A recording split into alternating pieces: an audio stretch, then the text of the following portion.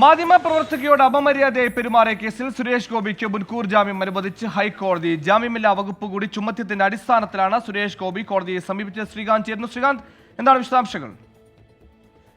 മാധ്യമപ്രവർത്തകയെ അപമാനിച്ചെന്ന പരാതിയിൽ ജാമ്യമില്ലാ വകുപ്പ് കൂടി ചുമത്തിയ പശ്ചാത്തലത്തിലാണ് ഹൈക്കോടതി സിംഗിൾ ബെഞ്ചിനെ സുരേഷ് ഗോപി സമീപിക്കുകയുണ്ടായത്. വെക്കേഷൻ ബെഞ്ചിലാണ് ഈ ഹർജി നൽകിയത്. മുൻകൂർ ജാമ്യം വേണം എന്നാവശ്യപ്പെട്ട് ഇന്നിപ്പോൾ ജസ്റ്റിസ് സോഫി തോമസിന്റെ ബെഞ്ച് ഈ ഹർജി പരിഗണിക്കുകയുണ്ടായി. ശേഷം ഇന്ന് ജാമ്യം അനുവദിക്കുകയും ചെയ്തു.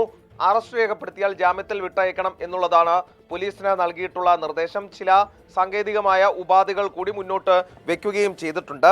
ഗുരുതര വകുപ്പ് ചേർത്ത് FIR പരിഷ്കരിച്ചതിന് പിന്നാലെ ജനുവരി 17-ന് മകളുടെ വിവാഹമാണെന്നും ഈ സാഹചര്യത്തിൽ തനിക്ക് മുൻകൂർ ജാമ്യം നൽകണമെന്നും സുരേഷ് ഗോപി ആവശ്യപ്പെട്ടിരുന്നു. രാഷ്ട്രീയ പ്രേരിതമായ കേസാണിതെന്നും അദ്ദേഹം ചൂണ്ടിക്കാട്ടുകയുണ്ടായി. തൽക്കാലം സുരേഷ് ഗോപിക്ക് ആശ്വാസവിധി ഉണ്ടായിരിക്കുന്നു. ശരി, ശ്രീകാന്താണ് വാർത്താ വിശദാംശങ്ങൾ നൽകിയത്. ഗുരുതര വകുപ്പുകൾ കൂടി ചേർത്ത് FIR പരിഷ്കരിച്ചതിന് പിന്നാലെയാണ് മുൻകൂർ ജാമ്യാപേക്ഷയുമായി സുരേഷ് ഗോപി ഹൈക്കോടതിയെ സമീപിച്ചത്.